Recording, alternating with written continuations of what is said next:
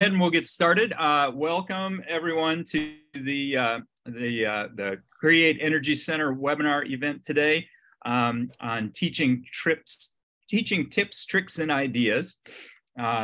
This is one of a series of webinars from our teaching innovation competitions. And today we will be hearing from Dr. Ed Franklin. Let me just go ahead a slide here. Just a reminder that information about all of our upcoming webinars can be found on the Create website. The mission of the Create Energy Center is to prepare a skilled technical workforce for the renewable energy sector. And if this is your first Create event, we offer a number of faculty workshops, professional developments, and an ongoing community of practice for educators in the renewable energy field. And we welcome all of our attendees today.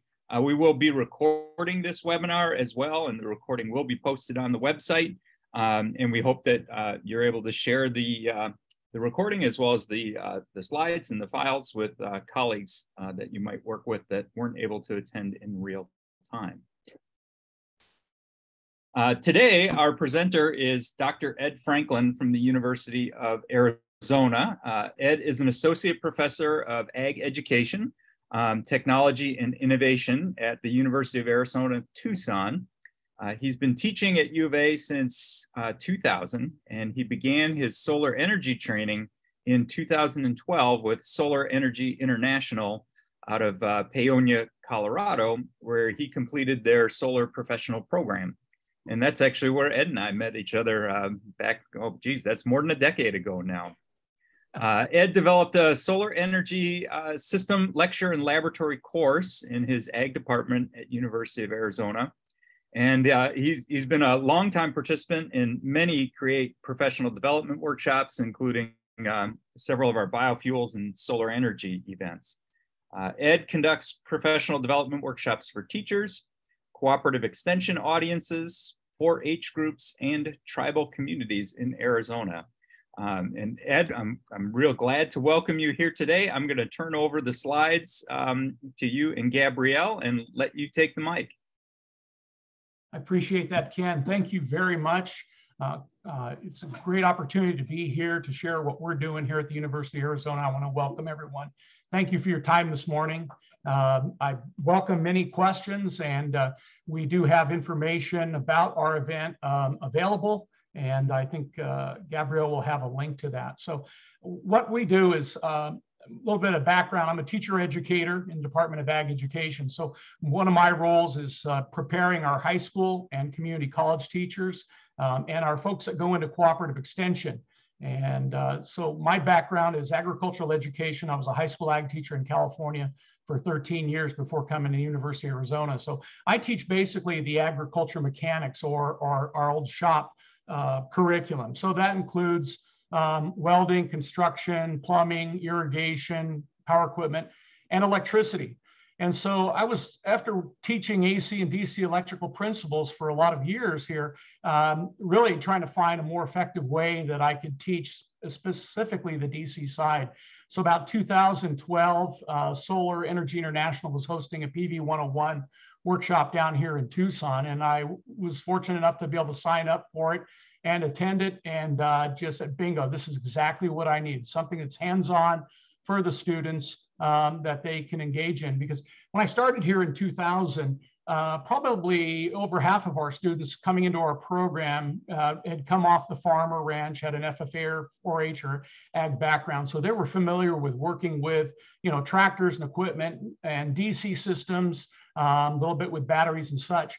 Now we're getting less than 25% of our students have any type of background like that. So trying to teach them the concepts of Ohm's law and resistance and, power and wattage, it was kind of a foreign affair for them, especially on the DC side. So once I got into the solar piece, I thought this is going to be a great tool that I can use to effectively teach these concepts to our students.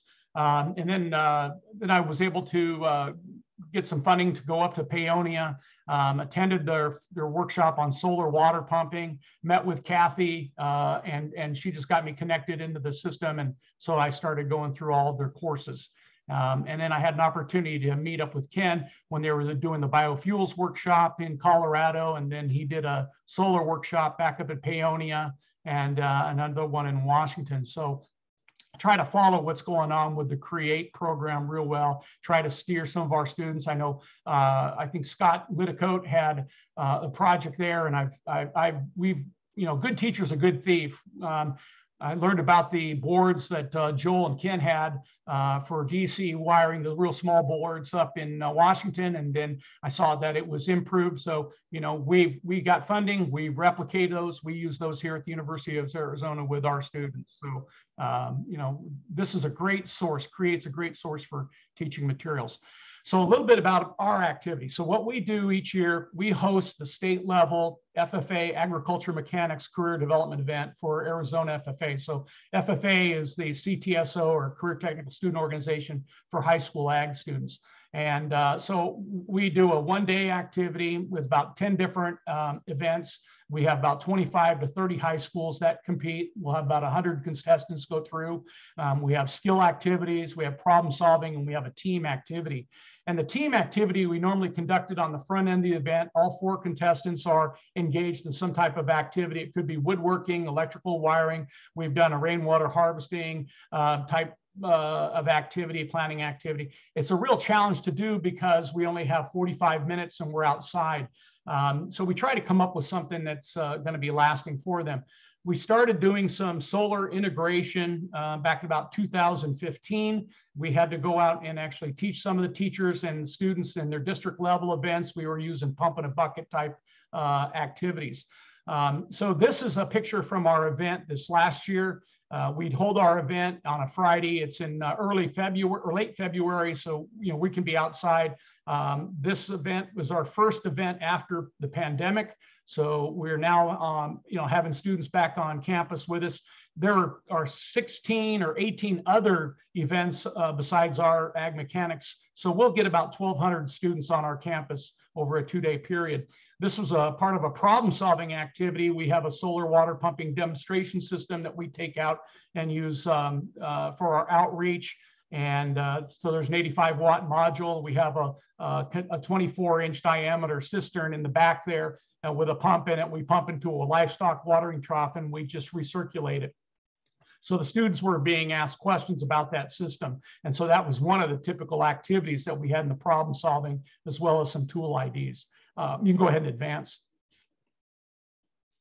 So again, we use the pump in a bucket, and I picked this up when I was at SEI, and just a very easy activity, right? We use a 12-volt bilge pump, put it in the bottom of a bucket. That would normally be powered by a 12-volt battery. In this case, we are using a 20-watt module. We've been getting a lot of ours from Solarland. And we just direct connect to it. We have some MC3 connectors on these modules. Hard to find now, but they work real well for us in terms of the teaching because we can pull them apart real easily, and students can use them and do their checks for ISC using module meters. We can connect them in series, we can connect them in parallel, and then we come up with some home run leads that we attach. So we set these out.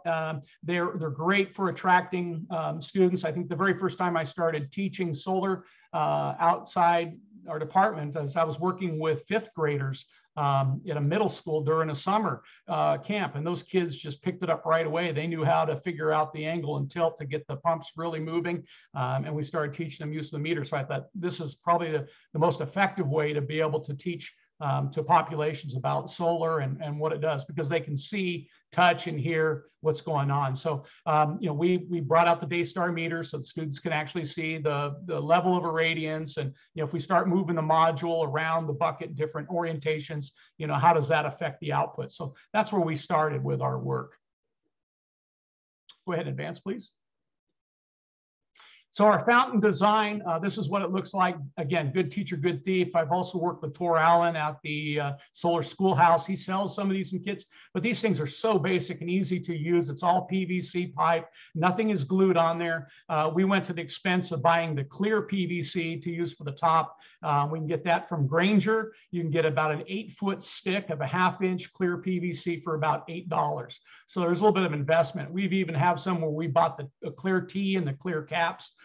You'll spend a little more money on it, but it's great for demonstrating because the kids can see the water actually moving through the pipe. And then we drill some holes on the top cross member so the water drips back into the bucket. This fits into a 5-gallon bucket. Everything is just pushed together and we can pull it apart.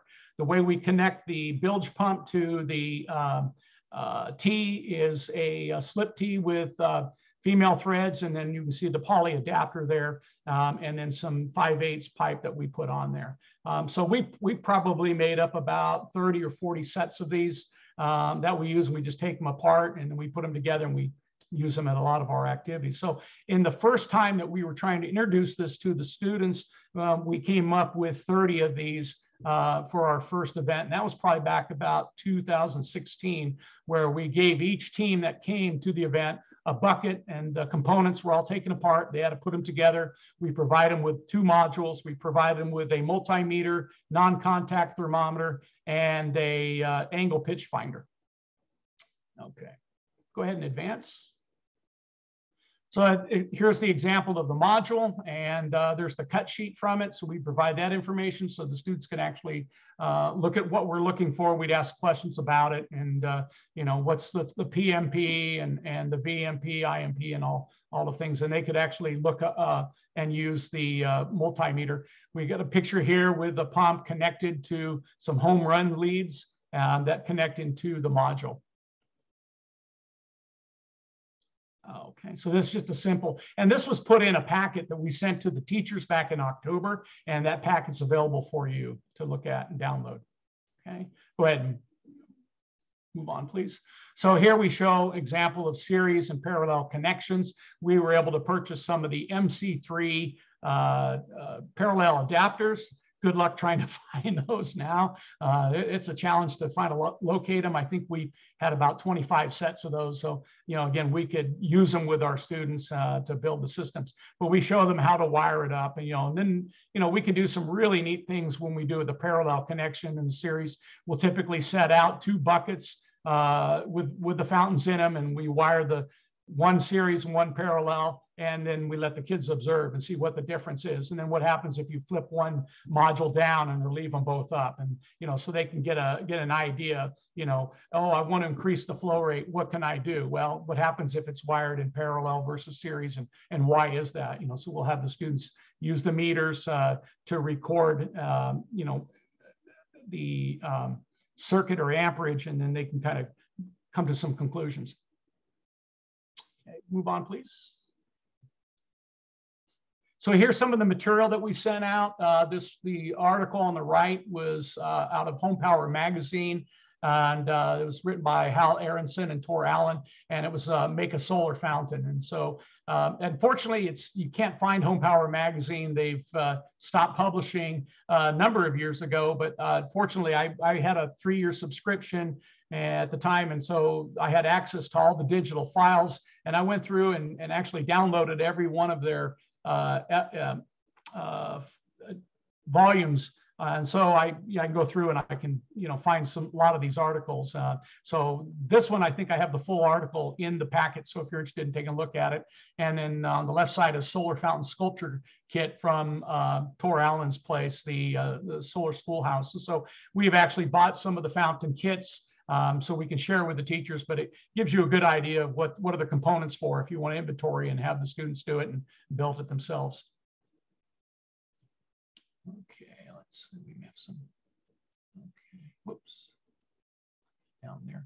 So this was the first event we did in Arizona. There's our field day there. We have about 25 teams. This is when we gave them all 2 modules. We gave them the bucket, and we gave them the items to put together. You can see we didn't have a real productive day in terms of sunlight. It's cloudy. I think we were probably about 3, maybe 400 watts per square meter that day. So the pumps ran, but they didn't give us the full amount. On the right is one of our regional or district events. This was, I think, up at ASU. We had about 5 or 6 chapters doing their events. So we brought the materials up for them to use. And again, we're allowing the students to discover how to put the components together and how to wire them up and actually get the systems pumping. Because again, this isn't something that's normally taught in the high school curriculum in Arizona, but we're trying to introduce it to the teachers as a way, again, to teach some of that scientific concepts of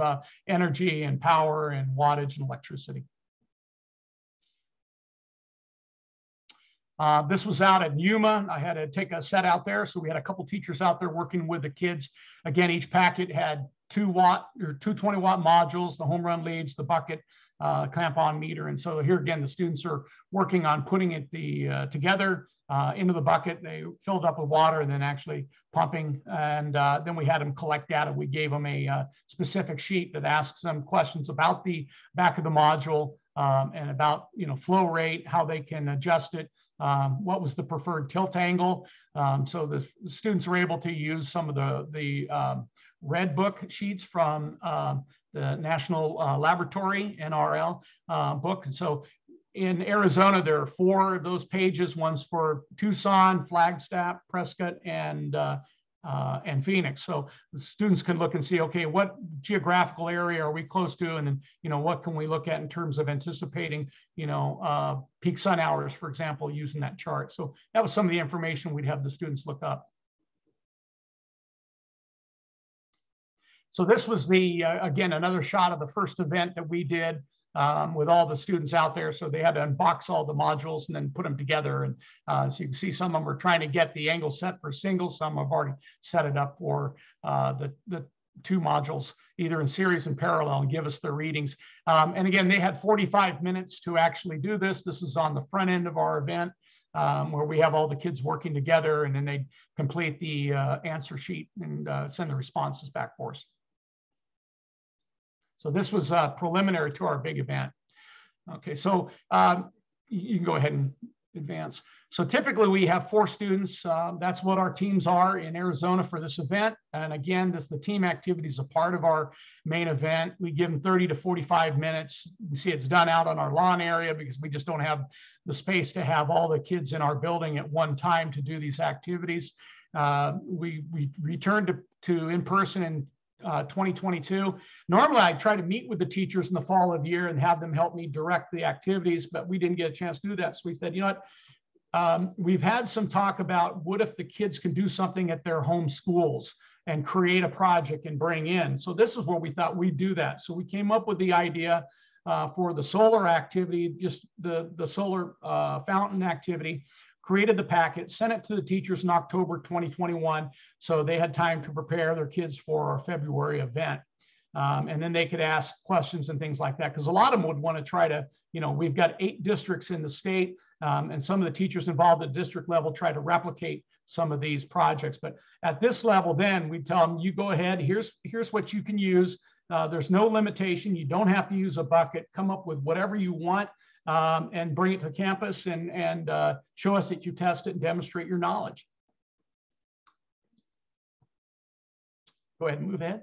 So this is what we see for some of the designs. Some of them were really, really creative. The example right there, the first one, the kids came up with some type of watering plant activity there. They've got a plant, and they're using the pump to pump water up from the bottom of the plant to actually water it. And so very decorative. It's something they could use in their yard. Here we have students actually showing a sun chart and showing, here's the time of the year. They actually that was part of the activity. They had to go up and create a sun chart for their location. So we gave them the link and gave them the instructions. They had to print it out and demonstrate it, and then they could show, okay, here's the time of the year, time of day, what would we expect the sun to be, and then what would we expect the level of radiance. So again, we're trying to measure the students' knowledge and understanding. We could ask them questions, again, using these sources that we may use in the solar industry. Here's another one to the right where the students have a water trough. Again, they used a single module, and it looks like they have a bird feeder in there. Something decorative somebody might have as an outdoor fountain in their yard. Okay. Go ahead and move ahead, please. So, you know, here another one, again, they just used a wash tub. They're bringing the water up the top. They're using cups, so they're just draining the water, very simple. The one on the far right, they, again, well, these are kids that come out of a welding class, so they soldered or welded some components together, come up very decorative. You know, they were limited to PVC. Some were using different types of pipe, copper pipe, galvanized pipe, tubing, whatever, you know, they could come up with. And so, you know, some of them use some copper pipe, as you see here, again, very decorative. The one in the middle here, I don't have the video on it, but this water trough here, and they actually have a spinning wheel. And so they're using the water to pump the water up, and it engages the wheel. I think, if I remember right, those might be cut bottles of glass that are on that wheel, and it's a rotating wheel. And so the water actually moves through it. And they have two modules there up on the stand just to the left of it. Again, some of them were really simple, like the ones in the middle there. They've got the, looks like the old faucet trick where the water's coming out of the faucet. Again, they used a different type of module. They created the stand, they put it on, and again, some tubing. The one on the right here, this was really ingenious. I really got a kick out of it because the kids came in, they had to set up a brick, and that's actually a urinal out of the boys' bathroom from the school. So they've got it turned over, and they have a very large module on the backside that's pumping the water, and a real small community. So I joked them. I said, did you guys have to close down the boys' bathroom to take that out and use it? And they wouldn't respond to that. But I thought just really unique in terms of what they came up with in terms of creativity. And we have another one here where they use two different livestock watering troughs. They were moving water back and forth to it. So again, we had about 20, 25 teams actually show up. And this was different because typically we have the kids building something and turning something in. They got to do it in advance, bring it. And then we actually had students from our solar class serve as the judges. So we went around and interviewed the students, asked them questions about the project, tell us what it is, what were the motivations of creativity, and then ask them direct questions about how does this work? You know, how does the solar work? How'd you connect it up? What happens if we stand in front of it? You know, what can you do? So again, trying to measure their knowledge as well as their skill set.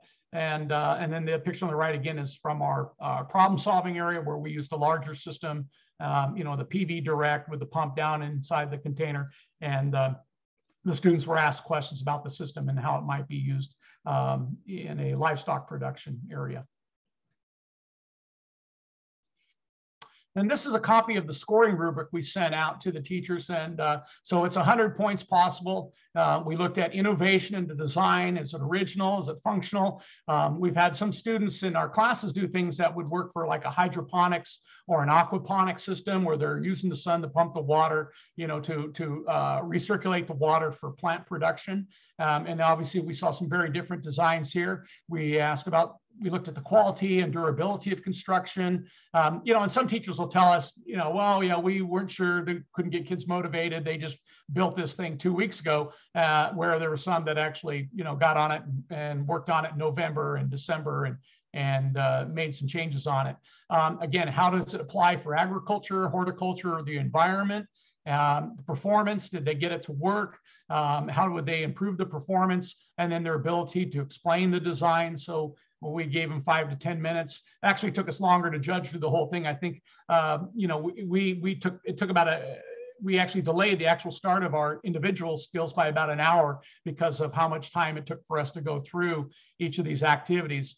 And then we asked them again to share with us the sun path chart so that we know that they actually used that material and could actually explain how it's used. So the teachers really liked it. It was a different thing for them. They were normally used to just bring kids in, the kids do something, and then, you know, they're scored on it. But to actually have them do something at their home school, prepare it, design it, you know, and then bring it in to share it. And so that was something different. And we're actually doing a welding activity for this year's event, where they actually welded something there. But I think for the first time back and to try to bring in the solar design, it was a really good activity. And the kids learned a lot from it. And it was a lot of fun for us to put on.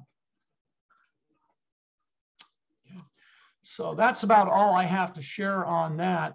Okay, somebody asked me, if you were a thief, where would I find the parts list? Does it have approximate prices? I can't. Yeah, okay. Yeah, folks have been using the chat box to send in questions. Feel welcome to post those there if you have them. If you'd like to remain anonymous, you can send your questions directly to me, and I'll field them and direct them to Ed as well. Yeah. So the pumps I was using was the 12 volt Rule 24. Found them online. Was getting them from Amazon and then getting them from Toro.com. They were running. They used to be about $14 or $15. They may be up quite a bit now. Rule is, you can find them on Amazon, and they have various sizes of pumps. And again, we were working with the 12 volt model. I can't remember exact how many gallons per minute pumps out, but very easy to work with. The home run leads I was getting from pvcable.com, just a 10 gauge cable that we would cut and splice. We used wire nuts in the beginning for a lot of connecting our pumps to the wires. And then one of my students said, hey, he would solder on some alligator clips. So it made it real easy to clip the wires to the bare ends of the wires of the home run leads. And trying to find the MC3 connectors, it's a little bit of a challenge now to locate those. Everything's turned over to MC4s, but we even invested into the Rheinstag MC3 connector kits where we actually put the cables together and using the crimps and everything like that. So, but I recommend the MC3s just for the educational side, especially on your low voltage. They're waterproof, they're rubber, and you can pull them apart pretty easily and put them together. And like I said, fifth graders can do it and work with them. So they're pretty easy to work with. All the other components, the PVC, we just get from our local store. If you want to use the clear PVC, that's where I would go to Granger. Again, it was about $8 for an 8-foot stick of 1/2 inch. And if you get the caps, slip-on caps, or a PVC slip tee, you can find those, but they're going to cost you. They're like $9 a cap or $27 a tee. So you may just get a couple of those if you want to have a system or a fountain you show up where the water goes through it so everybody can see it. But typically, if you just use PVC, that's the easiest part you can do. Sometimes the connectors are a little bit those poly connectors that have the barb fitting and the 1/2 inch. Again, we just kind of searched Amazon. We searched our Lowe's in the irrigation section. We were able to find some of those components there. Solarland, we have a local solar pumping vendor here in Arizona. And so they were real helpful for us in the beginning. I was buying my solar modules for them. I think at the time I was paying about $60 or $70. And then Northern Arizona Wind and Sun up in Flagstaff, they were selling them for $43 or $45. So I was buying them at 10, 20 at a lot at a time. So that was my source for the 20-watt modules. But you can certainly find different vendors and ones that'll work. But again, you wanted something that had 17 volts because you're trying to operate that 12-volt pump. So I needed something that would at least put out enough voltage to push ahead. The Daystar meters, we were getting them from Alti store online. And the non-contact thermometers, we were just finding anywhere. We bought a whole bunch of those before the pandemic online. I was probably getting them for $9 or $10. And then of course, during the pandemic, they were pulling $20, $25. So I was like, darn it. So yeah, I've got a bunch of ones here we can use. Say, Ed, I had a question for you. You mentioned the and shared the screenshot of the article from Home Power Magazine. I've been at this game long enough that I actually have the archives of Home Power Magazine on a CD-ROM. There you go. But if somebody asked me how to get a copy of that article, I don't know. Is that information available on the web anywhere? Is it still? If you look up homepower.com, they do have like an archive. And you could, but I don't know if you weren't subscribed member prior to that, I don't, mine still works on there, but I do have a copy of the article. And my email is on here. If they want to email me, I can, I've got a digital copy of it. I can find that article and send it to them. I'll be glad to share that. The guys at Solar Schoolhouse, Tor Allen, I work with him a lot. He has a ton on solar pumping too. Like, in fact, he wrote that article for Home Power, and he is a pretty amazing guy along with his other buddy there. So I'd reach out to Tor. He probably has all this stuff sitting around too. So. Yeah, he even sells a kit, so you can buy the kit. It's, you know, we bought a couple of them. We used them in our outreach grants, and so I would buy a lot of materials from him. The classroom solar set. I've gone to his workshop for educators there in California.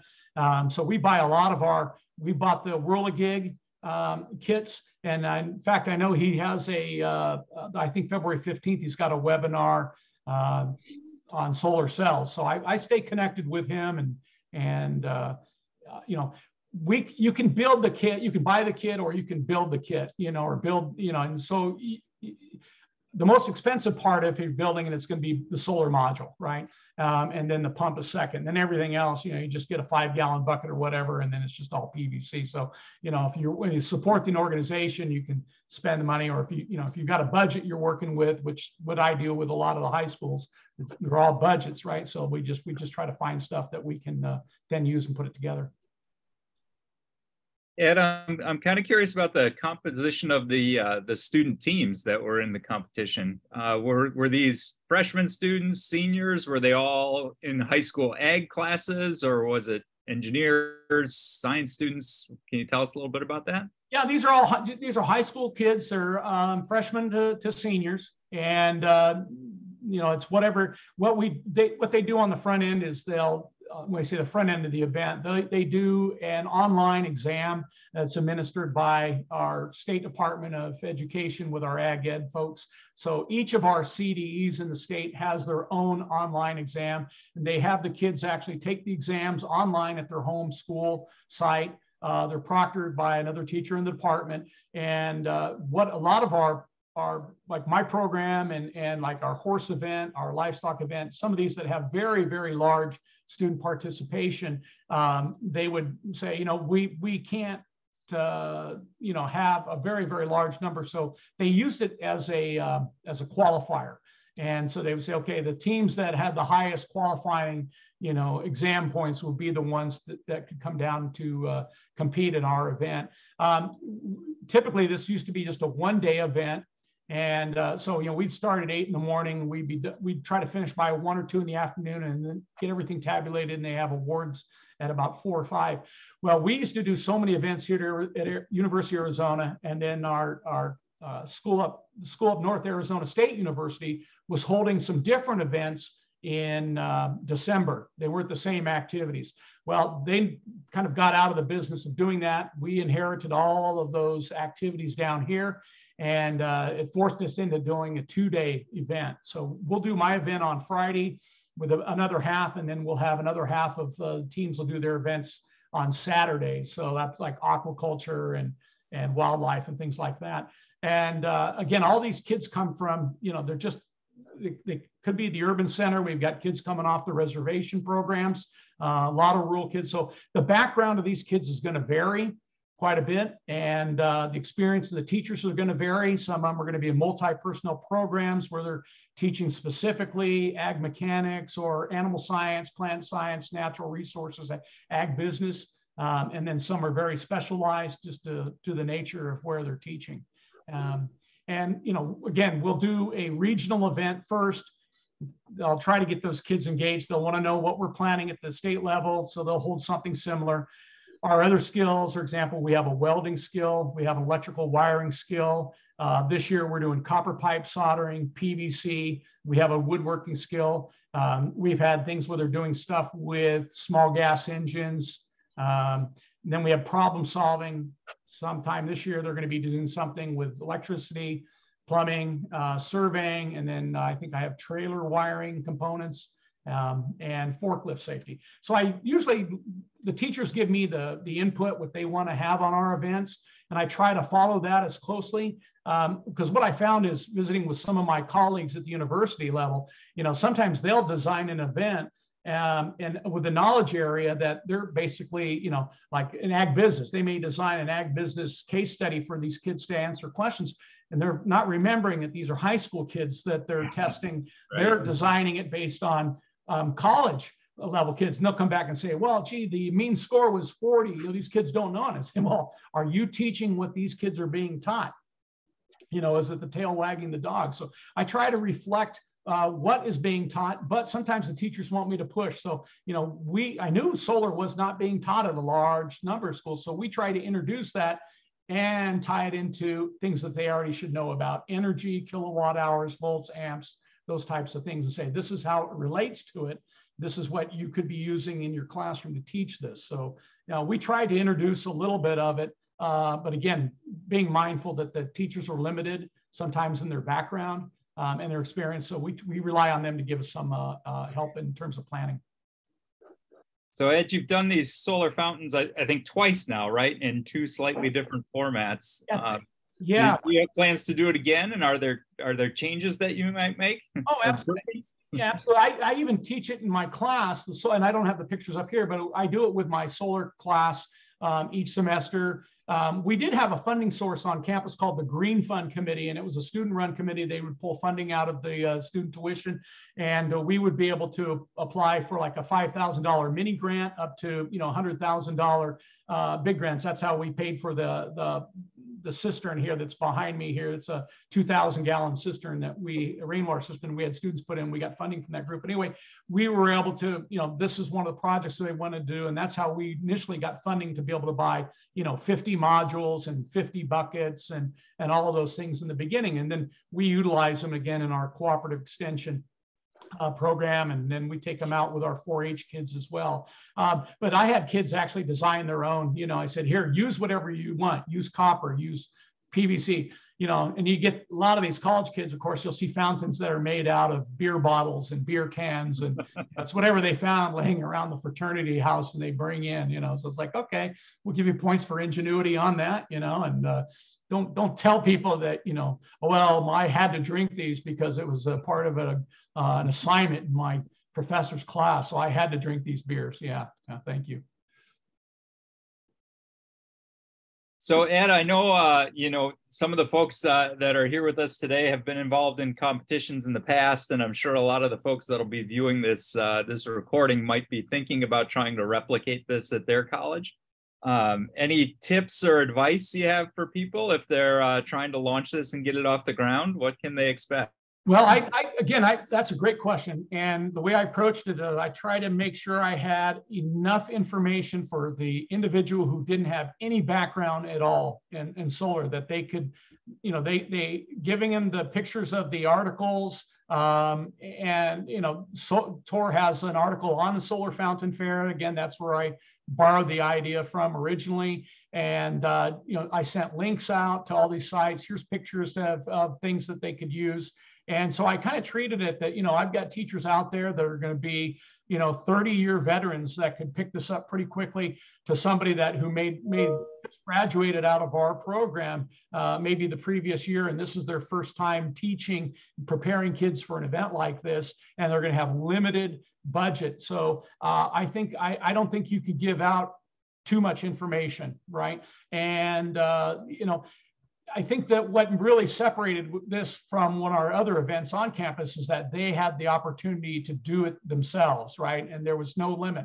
But I think, we get accused of teaching to the exam. When I gave them the copy of the score sheet, then they knew what I'm looking for, right? I wanted that copy of that solar path chart. I want those kids prepared on knowledge. So I gave that to them, right? Otherwise, it's kind of like, well, here's the event, but the kids don't know what questions you're going to ask. So if I even said, here's what I want you to know, let's see how good you are at, using it and then answering the questions. I have an opportunity where I get to go judge ag mechanic projects in Texas. They have a large ag mechanic show for 4-H and FFA kids. They do about 8 different events statewide across the state of Texas, from Houston and San Antonio. And it's a big money maker for a lot of these high school kids and kids in 4-H. And once in a while, I'll see some solar related projects in there. I think one student one year actually had a sled that was a portable solar water pumping system that they put together for someone's ranch. And the best part of that is the interview. As a judge, I get to interview the kids. I'm looking at their books. They have to put together a book of all the pictures that they did for the construction of that project. And I'm asking them about, the process that you used to assemble and the measurements and what were the challenges. And so I try to incorporate that into what we did here, because I wanted to see what the students actually know. And a lot of these students, I'll tell you, that's why our contest took so long, because the students just were so excited about the learning and they wanted to share that knowledge with us. And so it was hard to say, oh yeah, we're almost done. But I think that was the best part. And again, I'm using it also as a recruiting tool. I want those kids to think about the University of Arizona, and they're going to see our facility. They're seeing what we're doing in our classes. And so we use that as a recruiting tool to get those kids here. It's our showcase event. So that's why we wanted to be able to say, we teach solar. We have solar things out at our lab. We even built a mock roof structure that we can put 8 modules on there. We had that sitting out there so the kids could see it and say, yeah, this is what we get for hands-on experience. So, I try not to hold anything back in terms of what we can share in knowledge. So Ed, another question that occurs to me, a number of our faculty that are part of the CREATE network have been involved with competitions like this, serving as judges for KidWind or Solar Olympics or similar types of events. But I think one of the things that you did that strikes me as really cool is that you got your students from University of Arizona to serve as judges. And I wonder if you can talk about, like, how did you select your students? How did you prepare them to serve in that role? And what was their experience serving as a judge? Very simple. Dog barking background. Extra credit. Very simple. Extra credit, right? The event's done on a Friday. My kids have a class. We do this class on a Monday and Wednesday. It's in the morning during the spring semester. We try to include that service component in our program. So, and again, a lot of these students coming through our program are going to be future teachers, or they're going to go work out in the ag industry. So the kids that are teachers, they know that, this is what you're going to be doing down the road, right? Working with these types of kids, or they're going to be extension educators. And so they're going to be working with that grade level of kid. So, they just an opportunity for them to, see, okay, this is what I'm learning about residential solar PV systems, for example. But we talk about PV Direct and we show them examples of our pumping systems and such. And so this kind of ties into that. But, I'm not able to get every kid out there, but, to put on our event, it takes about 35 student volunteers. I also feed them. I've got to bring in some, but, the food always helps with college students, right? Yeah, exactly. The extra credit, that goes a long way for some kids, especially after they had their first midterm. Well, what a great thing to be able to list on their job resume, though, that they served as a judge for a solar competition, right? Absolutely, absolutely. It's just an excellent experience. I get teachers that'll ask those kids about, hey, can you come in and show our kids how to do it? So, yeah. So I have one other question that a couple folks have asked in the chat is, do you have a write-up of your competition or a copy of your scoring criteria that you'd be willing to share with others, Ed? Yeah, I think it's in that packet. It's one of the pages in the packet. Of course, you saw it there on the screen, so that's in the packet. And I think even the solar fountain fair that Tor has, I think in his little packet, there's actually a rubric for judging or some type of evaluation sheet for that as well. So, and if I didn't share that, somebody can message me, I can send that along. Mm-hmm. Yeah, I believe Gabrielle will be posting both files and links to content on the CREATE site, so people will be able to access that along with the recording from today's presentation as well. This is Gabby here. So I was actually thinking after the webinar, I'd be happy to forward the packet to everyone that's on the webinar, just so they have access to it today. And then I'll also post it on the website once the recording's done. So if people want it today, I can get it out today. Great. Yeah, another related activity that we did, we had a grant, we created a project called Solar Clovers, and we were trying to introduce solar to our county 4-H kids. And so we had a grant for that. We purchased all these materials again for the solar fountains and all the solar cell kits and things like that that we got from the Solar Schoolhouse. And what we did is working with our extension folks, we met once a month. We had parents and kids show up. We'd had about 20 or 30 kids here at our facility. We actually had enough modules and pumping materials where we had the kids build their own solar fountains and take them to our local county fair. And we also had some funding that our students in our class were building solar ovens. And so I think we built 8 or 9 solar ovens. We actually donated them to the Pima County 4-H. We brought them to the county fair. We had kids from that group actually show up and be judges at the county fair of the solar. We had solar racers. So the kids built solar racers. And I think there were the Pittsco solar racers, and they raced those. They had their solar fountains on display. And we even had the solar ovens there. The parents were cooking food up there. So it was really kind of a neat celebration, you know, to end that experience, because that fair is like the end of April. And again, my kids got to be the judges. We had one kid that did an outline of a cow in PVC pipe and then where the udder is, and that's where the water actually was coming out into a bucket. And the kids came up with just some really unique, fun projects. And again, we asked these kids to share what they did with the projects. And, you know, so these were 9 and 10-year-olds telling about what they did and what they learned out of it. And again, for my kids, it really, I think it gave them a sense of, yeah, this is what I like to do and the impact I can have working with the kids. So real positive. We want to try to replicate that if we can get the funding. We did have some money from NAAF, which is the Native American Agriculture Fund.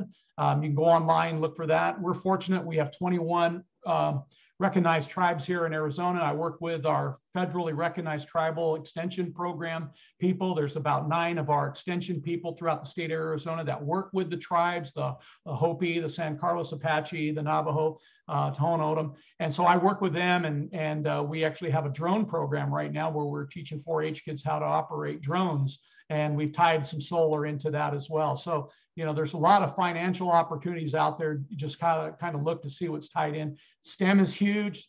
There's a lot of funding for STEM. This works right into it. Well, Ed, if you have students who are building solar-powered milking cow demonstrations, I think we have to figure out a way to invite them up here to Wisconsin, to America's Dairyland, so they can show off their work.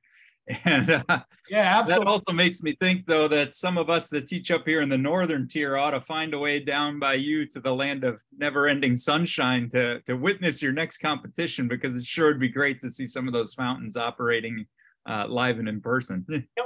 We like to try to make that more of a permanent type of activity as well, because I think the kids really enjoyed it. And I said, for trying to teach that whole concept, I stress that to our teachers out there. We go out there and I'm doing a school related activity and I set these things up out there. I was working at the Star School, and the Star School is in Loop, Arizona, and it's a unique place. It's the first charter school in the country that's totally off grid. And it's right off the southeast corner of the Navajo Nation, about 40 miles east of Flagstaff. It's a K-8 school, about 115 kids, 95% are Native American. And so you go into a school like that, hey, can you go out and do your solar demonstration? It's like preaching to the choir, for crying out loud. They have solar and wind. You won't find a computer, you'll find nothing but laptops, because they have, their school is based on passive solar design. And they have the straw bale type buildings. They do aquaculture. They also have their own greenhouse that's certified, so the kids can go ahead in the morning, they can harvest the crops, take them into the cafeteria, and the kids are having them for lunch. And so I've got my solar stuff out there, and the kindergartners can tell me more about it than I can, because they live with it every day, right? Most of those teachers all live off the grid. And so it's a background for them. And they pump all their water on the weekend, so they have the water available for the week. I think they have 5 or 6 wind turbines that when their battery system gets to about 80% state of charge, then they release those to boost them up. Let's see, I'm trying to think. Anyway, it's a great community. I've gone up there and done some presentations on off-grid systems. We took a mobile system that we took a design from Tom Jenkins at New Mexico State University on a mobile solar demonstration system. We built a similar one and we took it up there to those folks so they could use it in their instruction of solar to the kids. And it's interesting because a lot of the teachers there, they're familiar with it, but they just didn't have the facilities or actually the materials to actually teach it to the kids, even though it's right around them, right? I mean, you can go into their inverter room and their battery bank room and see everything's going on. So, it's just fortunate. And I've taken my high school kids up to that so they could actually see, here's what's being done on a school level, that here's a school that's completely off grid, and what resources they have. So, we have some really great opportunities that we can promote that out here. Well, Ed, thank you so much for sharing your experience with the competition with us today. This is just a really, I think, inspiring story that you have to tell, and we're so happy that you submitted it for the Teaching Tips and Tricks competition, and that you took the time to share it with our audience here today. We have just a couple announcements here before we close with some upcoming events. We have several workshops, webinars, and networking events coming up over the next few months, some of which have applications that are currently open. We have a Create Virtual Solar Workshop that will be coming up in April that is currently accepting applications. We have our annual STEM Educator Solar Institute in Madison, Wisconsin, scheduled in July, that is also currently open and accepting applications. And there will be additional workshops coming up this summer at Delaware Technical College and Central Carolina Community College. And you can see the Create website at createenergy.org for all of those opportunities. I mentioned this was just one of the 3 submissions for the Teaching Innovation Call for Innovations that we have pulled together for this spring. The next 2 presentations will be on February 24th and March 3rd, so you might want to mark your calendars for those. We'll be seeing some webinars on virtual career connections and exploring grid resilience as a way to evaluate energy technology and weather and climate impacts. Michael Arkin is on the call with us today. He's interjected here a few times with some additional links in the chat box as well. The Kid Wind program has some workshops coming up in February and March, both of which are sponsored by Create, so we're able to underwrite the cost of registration for teachers that are interested. A Power Grid Basics workshop on February 11th, and a Building Automated Systems workshop coming up on March 9th. And we encourage anybody to enroll in those or to recommend them to your colleagues. And then we have the next Create Coffee Hour session that'll be moderated by our PI Jennifer Clemens on February 20th, which will be on the topic of free stuff for educators. So plenty of things to keep us busy as we proceed through the spring semester here. And for more information, you can consult the Create website, which is createenergy.org, and check out the events tab on that website. So with that, Ed, I'd just like to thank you once again for taking the time to be with us, and thank all of our participants for joining us today. And we hope to see all of you on at a future workshop or a future webinar or other Create event. Yeah, thank you again, Ken. Thank you, everybody. I tried to answer some of the questions. We are getting a lot of students from California, and we've been doing some great recruitment efforts.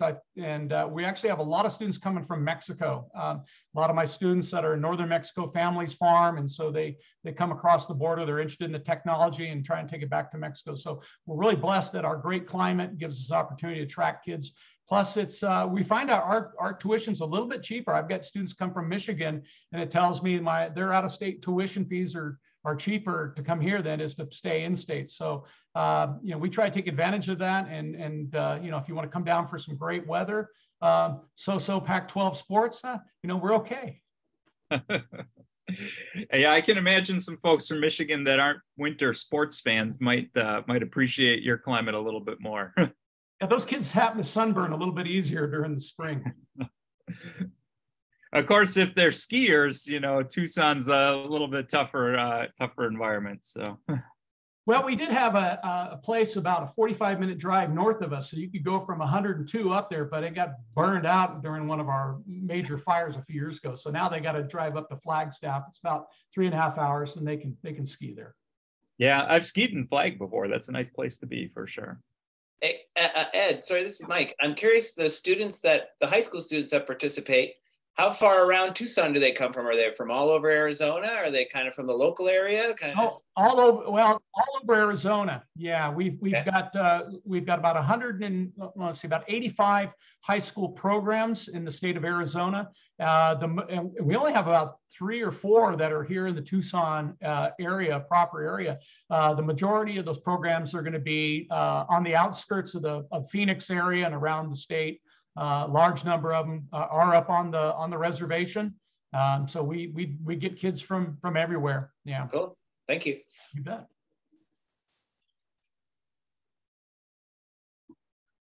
All right. Well, wish everybody a good afternoon and a good weekend, and we'll hope to see everybody again soon. Absolutely. Thank you again, everybody. I appreciate your attending. And again, send me an email if there's some information I can share with you, or I can try to find an article for you that I have and or get you connected with people. Thank you. Thanks, Ed. Thank you very much.